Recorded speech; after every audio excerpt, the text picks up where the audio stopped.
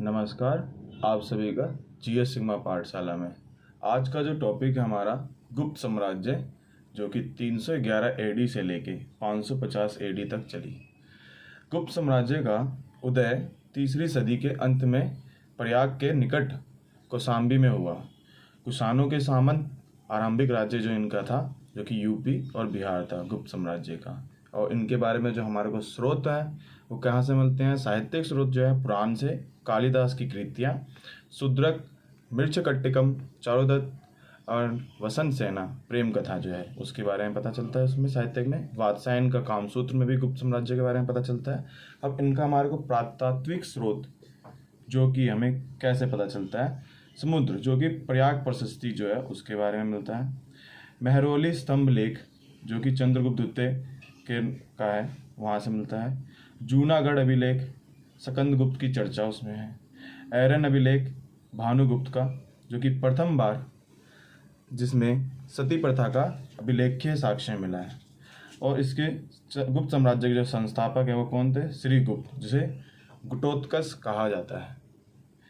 चंद्रगुप्त का जो कार्यकाल है वो 319 एडी से लेके 335 एडी तक चला। प्रथम महान सम्राट के रूप में जाना जाता है। इनका 319 से 320 एडी का है, जो कि इन्होंने गुप्त संवत चलाया। वैवाहिक संबंधों का सहारा से इन्होंने लिया। लिच्छवी की राजकुमारी से इन्होंने विवाह किया, कुमार देवी से विवाह किया। समुद्रगुप्त जो कि लिच्छवी का दोहिया है। तो उस टाइम भी प्रथा थी कि राजा क्या करते थे, दूसरे राज्य की ज़्यादा कब्जा करना हो या उसको अधिकरण करना हो तो उसके लिए वैवाहिक मतलब कि अपनाते थे, विवाह करके वहाँ के साम्राज्यों को अपने में मिला लेते थे। समुद्रगुप्त को भारत का नेपोलियन कहा जाता है। यह एक कुशल राजनीतिज्ञ, साम्राज्य निर्माता, कला एवं साहित्य का प्रेमी था। इसे सिक्कों पर वीणा बजाते हुए दर्शाया गया है।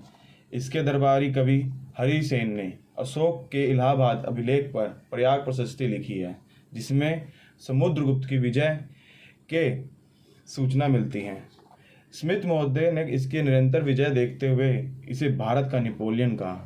इसने भिन्न भिन्न क्षेत्रों के लिए अलग अलग नीतियाँ अपनाई, जैसे कि राज्य प्रबोधन नीति, जो कि उत्तरी भारत के 8 राज्य इन्हें जीतकर पूर्ण रूपेण में गुप्त साम्राज्य में मिला लिया। ग्रह जो कि नीति है उसमें दक्षिण के 12 राज्य इन्हें जीतकर अधीनता में लाकर पुनः मुक्त कर दिया था। परिचारिक का कृत जो कि इसकी नीति थी, इसमें 8वीं राज्य जीतकर सेवक बना लिया था उसको। अब विदेशी राज्य जिसमें कि आत्म निवेदन, जिसमें दरबार में उपहार सहित स्वयं उपस्थित होना। कन्योपायन, जिसमें राजकुमारी को अर्पित कर दे विश्वास पात्र के द्वारा। गुरुत्मंद के जो कि गुरु अंकित मतलब मुद्राओं को अपने देश में चलाना। चीनी स्रोतों से यह ज्ञात है कि श्रीलंकाई शासक मेघवर्ण ने गया में एक बौद्ध मठ बनाने की अनुमति मांगी। अनुमति के बाद महाबोधि संघाराम विहार का निर्माण किया। यह महान वसुबंधु का संरक्षक था। विक्रमादित्य की उपाधि इसे चंद्रगुप्त को समुद्रगुप्त एवं स्कंदगुप्त द्वितीय तक मिली थी। विक्रम द्वितीय की उपाधि। अब चंद्रगुप्त द्वितीय के बारे में हमारे को पता चलेगा, जो कि रामगुप्त की हत्या करके गद्दी पर बैठा था। ये वैवाहिक सहारा इसने कुबेर नागा से किया। बेटी प्रभावती का रुद्र सेन से विवाह किया। वाकाटकों का सहयोग प्राप्त के लिए इसने किया था। बेटा कुदम्बस ने किया, कुमारगुप्त जो इसका बेटा था कुमारगुप्त। चीनी यात्री फायान इसके काल में आया था। इसके दरबार में 9 रतन के नाम से 9 विद्वान रहा करते थे। धनवंतरी, शनपक, अमर सिंह, कालिदास इट्स। शासक रुद्र सिंह तृतीय को पराजित किया इसने। 14 चांदी के सिक्के, व्यग्र अंकित सिक्के इसने चलाए। अब कुमारगुप्त के बारे में, ये इसका कुछ इम्पोर्टेंट भी नहीं है, जो कि महेंद्र द्वितीय की उपाधि इसने ली थी। नालंदा महाविहार की इसने स्थापना की थी। यह बीपीएससी में पूछ लेता है क्वेश्चन। नालंदा महाविहार की स्थापना किसने की थी? तो कुमारगुप्त ने की थी। पुष्य भूतियों ने आक्रमण किया और यह वैष्णव धर्म को अपनाया था। स्कंदगुप्त जो कि शक्रादित्य है, हुनों का आक्रमण इसके काल में हुआ था। और बुद्धगुप्त जो कि प्रथम गुप्त शासक जो कि बौद्ध था। विष्णुगुप्त के मृत्यु के साथ ही गुप्त वंश का अंत हो गया था। सुदर्शन झील बनवाया इन्होंने, चंद्रगुप्त मौर्य ने। सुदर्शन झील की किसने निर्माण किया? चंद्रगुप्त मौर्य ने। इसके काल में गवर्नर पुष्यगुप्त वैश्य थे। अशोक को दुशासन, रुद्रदामन सुविवासार, स्कंदगुप्त प्राणदत्त। भूमि माप का पैमाना गुप्त काल में था, जिसमें निवर्तन, द्रोणापाय, कुल्यावाप, आड़वाप।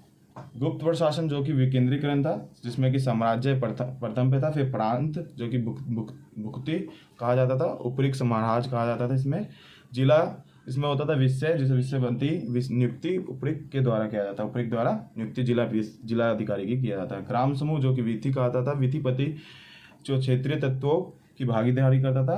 गांव जो कि महत्तर जो कि मुखिया होता था। नए अधिकारी जो कि वंशानुगत थे। इसमें एक अधिकारी पर कई पद दिया जाना, जैसे कि हरिसेन को दिया गया था संची विग्राहक, कुमारा मात्य की उपाधि दी गई थी। ध्रुवाधिकरण जो कि राजस्व को कहा जाता है। सौल्किक जो कि राजस्व वसूलने वाला व्यापारिक वस्तुएं। विनयधी स्थिति स्थापक जो कि धर्म संबंधों के मामलों को करता है। भूमि अनुदान जो कि राजस्व समिति कहा जाता है। इसमें नगर प्रशासन भी थी, नगर परिषद जिसमें कि स्थानाधिकरण किया गया था। नगर श्रेष्ठी मतलब वित्त प्रबंधक होता था। नगर श्रेष्ठी का वित्त प्रबंधक कार्यवाह, प्रथम कुलीन, प्रथम कायस्थ जो कि लिपियों का प्रधान होता था, प्रथम कायस्थ। गुप्त काल में समाज कैसा था? न्याय व्यवस्था वन व्यवस्था से प्रेरित था। भूमि अनुदान जो कि ब्राह्मणों तथा नए वर्ग कैश का उदय हुआ। यागवालक स्मृति जो कि दास धन देकर मुक्त होता था। स्त्रियों की दशा में गिरावट आई थी। स्त्री प्रथा, सती प्रथा था, देवदासी प्रथा था, पर्दा प्रथा अवगुठन था, सती प्रथा भी था। वैश्याओं का प्रचलन इसमें था, वात्सायन का में के द्वारा पता भी चलता है। ब्राह्मणों का सर्वोच्च स्थान प्राप्त था इसमें। गुप्त काल में अर्थव्यवस्था जो कि पूर्वाध मतलब ऊंची थी, उत्तराध मतलब वाणिज्य के ऊपर नीचे कम थी। संक्रमण की अर्थव्यवस्था कहा जाता है इसमें। कारण जो कि रोमन साम्राज्य का पतन 550 ईस्वी तक रोमन लोगों ने चीनी लोगों से रेशम बनाने की कला सीख ली। हून आक्रमण जो कि इन्हीं के काल में हुआ था। सामंती संरचना द्वारा व्यापार को धक्का लगा। कृषि मध्यस्थों की श्रृंखला उत्पन्न अधिक होने से किसानों का शोषण हुआ।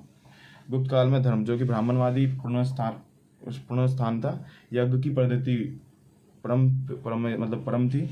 मंदिर में मूर्ति स्थापित किया। देवता के साथ देवियों भी जुड़ी। त्रिदेव की संकल्पना हमें गुप्त काल में से मिलता है।